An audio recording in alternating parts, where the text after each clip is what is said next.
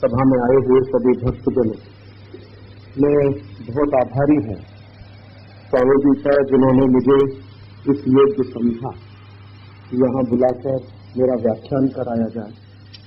स्वामी जी के सभी शिष्यों का बहुत आभारी हूं जिन्होंने मुझे संपर्क किया और बहुत शीघ्रता में और बहुत जल्दी में ये कार्यक्रम बन सका।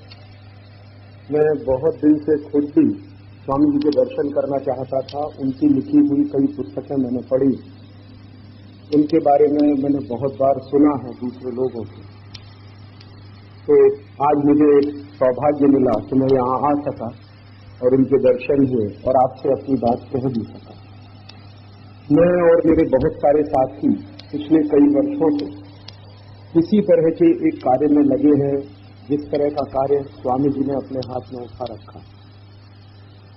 भारतीय संस्कृति का जो पतन हो रहा है और भारतीय संस्कृति में जो मूल्य रहे हैं, उनमें जो गिरावट आती जा रही है पिछले कई वर्षों से, उसको बचाने के कार्य में हम लोग लगे हुए हैं पिछले कई वर्षों से। भारतीय संस्कृति और सभ्यता के ऊपर पिछले 1000 वर्षों में बहुत तरह के विदेशी आक्रमण हुए। कई बार ऐसे विदेशी आक्रमण हुए हैं जब विदेशी आक्रांता या विदेशी आक्रमणकारी सीधे भारत में आए। उन्होंने भारत की संपत्ति को लूटा, यहाँ के मंदिरों का नाश किया, यहाँ के देवालयों का नाश किया, यहाँ की व्यवस्थाओं को तोड़ा, यहाँ के लोगों को गुलाम बनाया, यहाँ के लोगों को मार पीट कर अपने साथ ले गए। ऐसे बहुत सारे आक्रमणकारी हिंदुस्तान में आए हैं। 10वीं शताब्दी में महमूद गजनबी आया, सोमनाथ का मंदिर तोड़ा, उसके बाद दूसरी बार आया, तीसरी बार आया, 17 बार लगातार महमूद गजनबी आता रहा और एक सोमनाथ के मंदिर को तोड़ता रहा और संपत्ति को लूटता रहा। महमूद गजनबी की मृत्यु के बाद ऐसे बहुत सारे आक्रमणकारी आए, उन्होंने भी भारत को इसी तरह से तोड़ने का काम किया, इसी तरह से इसको बर्बाद करने का काम किया। 15वीं 16वीं शताब्दी तक ये मुस्लिम आक्रमणकारियों का ज्यादा आक्रमण होता रहा भारत के ऊपर, और उसके बाद यूरोप के आक्रमणकारियों का भयंकर तरीके से आक्रमण हुआ भारत के ऊपर। यूरोप की तरफ से जो सबसे पहला आक्रमणकारी भारत में आया वो वास्को डी गामा था, 1498।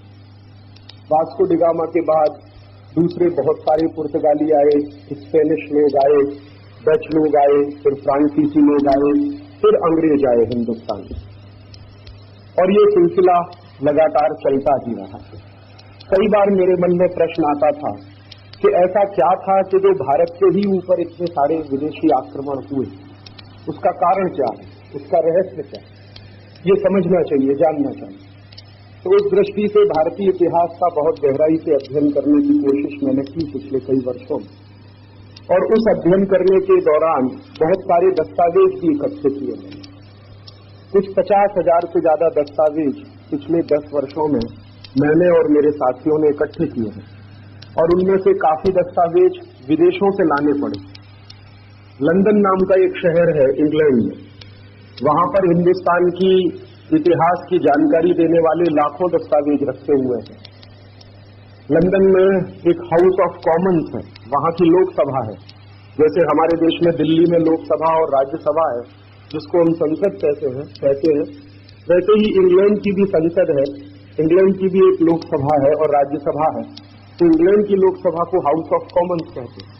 तो वहां पर एक बहुत बड़ी लाइब्रेरी बनी हुई है, वहां पर एक बहुत बड़ा पुस्तकालय बनाया हुआ है। कई सौ साल पुराना है वो, 1000 साल पुराना है शायद। तो वहां हिंदुस्तान के बारे में लाखों दस्तावेज पड़े हुए हैं। तो उनमें से कुछ 50,000 दस्तावेज हम लोगों ने निकाले हैं पिछले 10 वर्षों में।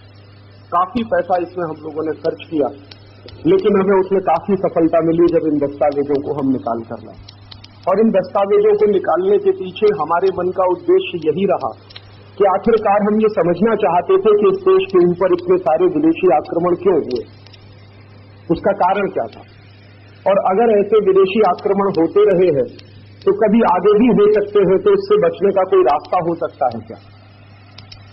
मैंने ऐसा महसूस किया है पिछले 10 वर्षों में कि अगर किसी समस्या का गहराई से समाधान ढूंढना हो तो उस समस्या का वर्तमान तो ठीक से समझना ही पड़ता है, उसका भूतकाल भी समझना पड़ता है। और भूतकाल और वर्तमान अगर दोनों ठीक से समझ में आ जाए तो फिर उसका भविष्य भी समझ में आने लगता है। तो इस दृष्टि से हमने वो काम किया और उस काम को करने के बाद जो ज्ञान मिला, जो जानकारी मिली, वही मैं आपसे कहने के लिए आया कि पिछले 1000 साल में ये सबसे ज्यादा विदेशी आक्रमण हिंदुस्तान के ऊपर एक तो इसलिए हुए कि हमारा राष्ट्र बहुत समृद्ध था, हमारा राष्ट्र बहुत समृद्ध था, शक्तिशाली था, हमारे राष्ट्र के पास संपत्ति बहुत थी, हमारे राष्ट्र में मूल्य बहुत ऊंचे रहे थे, सांस्कृतिक विरासत हमारी बहुत ऊंची थी। तो विदेशियों को एक तो जलन होती रही हमसे, हमारी संपत्ति के ऊपर उनकी आंख लगी रही, और दूसरा विदेशियों के पास वो कुछ नहीं था जो भारत में था, तो वो उसको लूटकर अपने यहां ले जाने की कोशिश करते थे। तो इसलिए ये सारे के सारे विदेशी आक्रमण होते रहे। विदेशी आक्रमण 1947 में खत्म हो गए ऐसा हम सब लोग मानते हैं, क्योंकि 1947 में भारत आजाद था। 10वीं 11वीं शताब्दी से जो परदेशियों ने भारत में आना शुरू किया, 1947 में 15 अगस्त को हमने मान लिया कि भारत आजाद हो गया, परदेशी आक्रमण अब भारत पर नहीं होते। लेकिन मेरी मान्यता कुछ अलग है। परदेशी आक्रमण आज भी हो रहे हैं, उनका स्वरूप बदल गया। पहले विदेशी आक्रमण सीधे सीमाओं पर होता था। कोई विदेशी आक्रांता आता था, हमारे गांव को लूट के ले जाता था, मंदिरों को लूटता था, लोगों को मारता था, पीटता था। एक तरीका था ये, लेकिन आज तरीका बदल गया, समय बदल गया है, समय के हिसाब से तरीका बदल गया।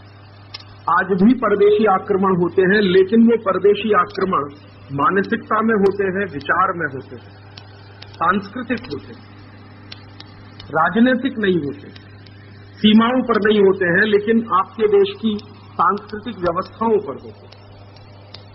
और इस समय भी वो भयंकर तरीके से चल रहे हैं। और किस तरह से चल रहे हैं?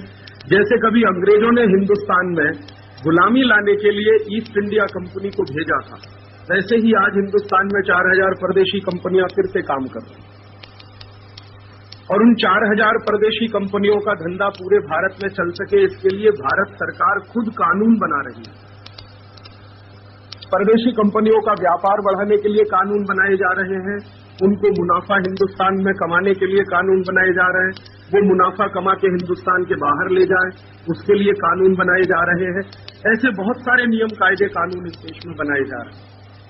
और इसी के साथ साथ जो बची हुई भारतीय संस्कृति है, उसको बर्बाद करने के लिए भी कानून बनाए जा रहे हैं।